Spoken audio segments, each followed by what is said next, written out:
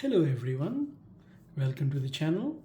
Today we're going to do a quick unboxing and an initial impressions video for the LincPlus T3 tablet. So I've been in the market for a budget tablet for a while. I've tried Amazon Fire tablet. There are lots of problems with Amazon Fire.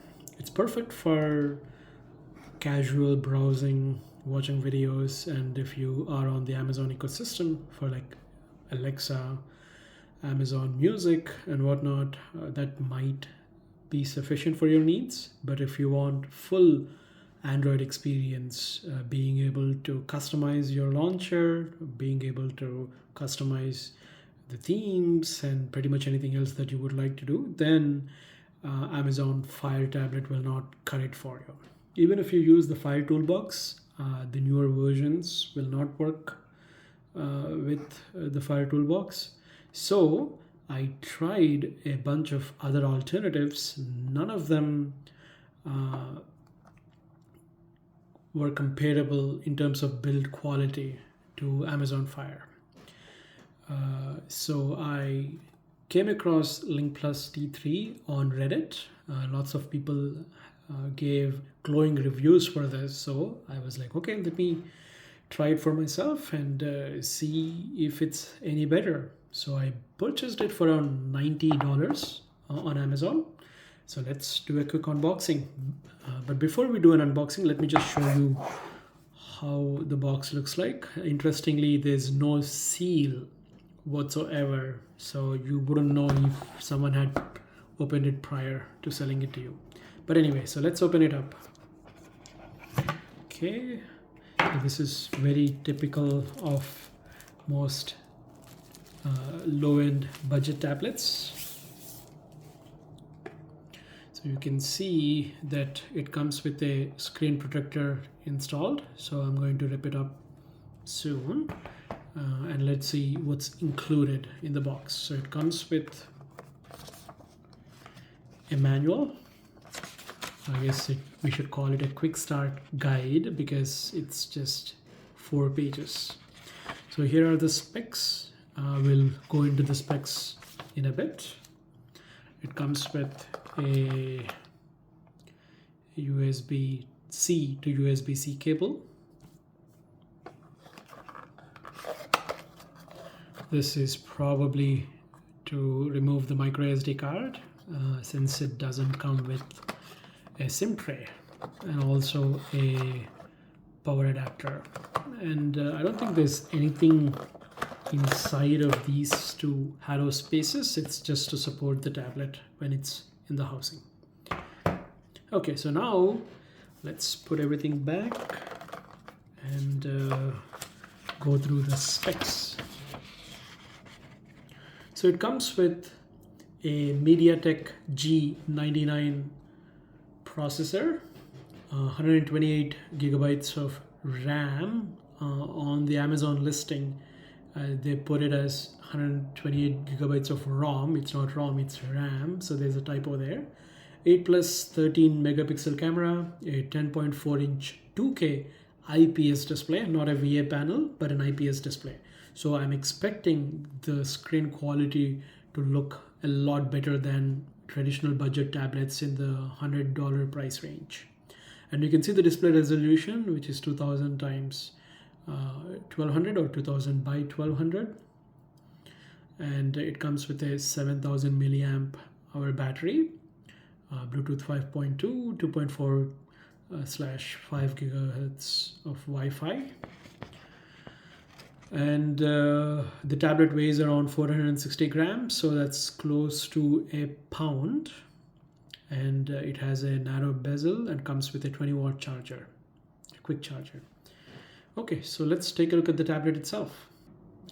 So here's the tablet. Let me flip it over.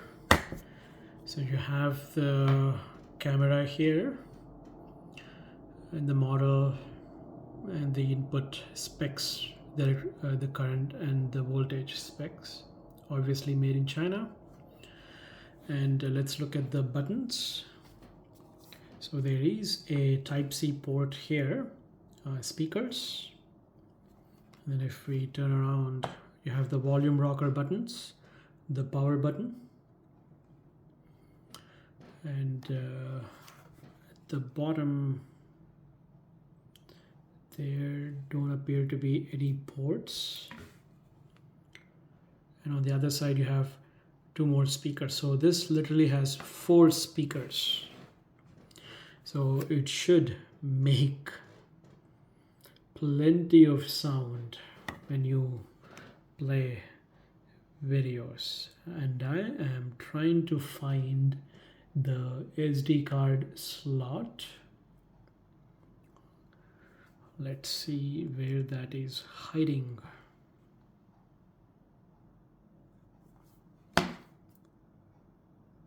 Okay, we'll find it.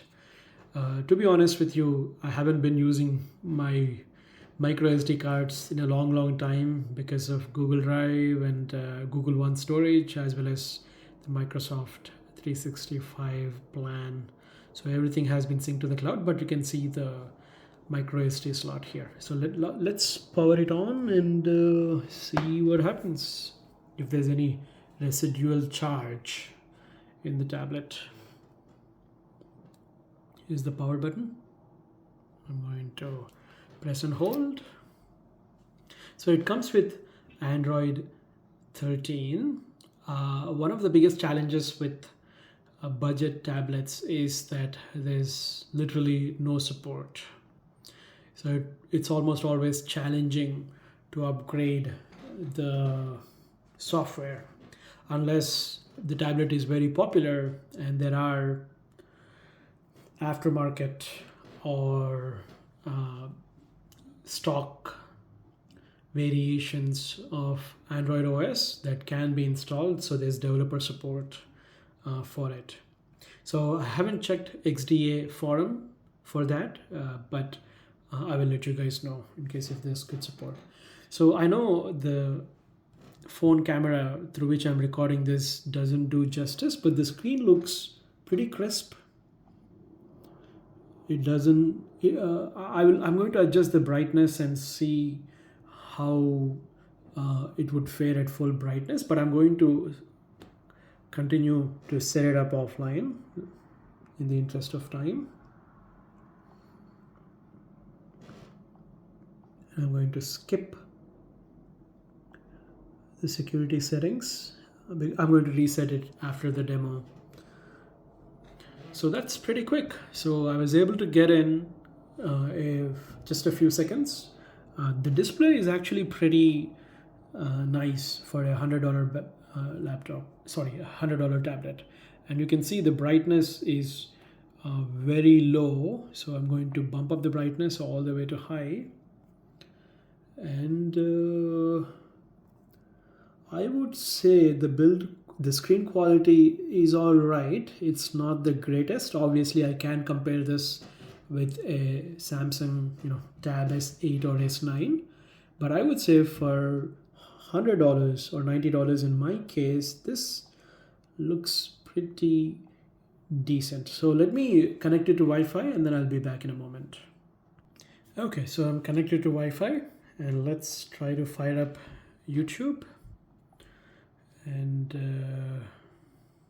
see if we can play a video.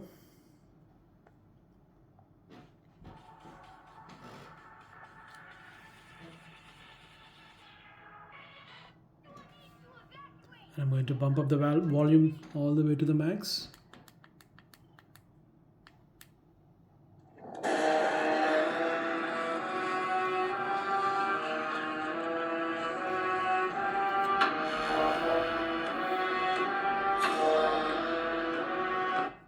So the volume isn't bad, but let's try playing something with a higher resolution.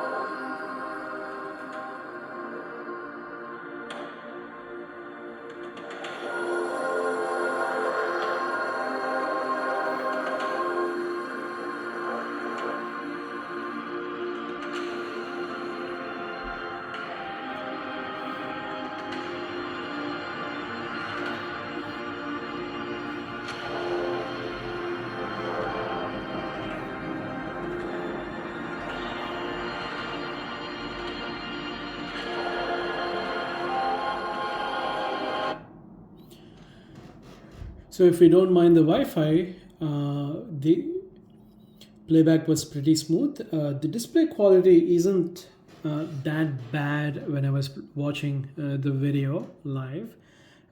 I would say for if your budget is $100, this would be an excellent replacement for the Fire tablet, where you will get the full Android experience.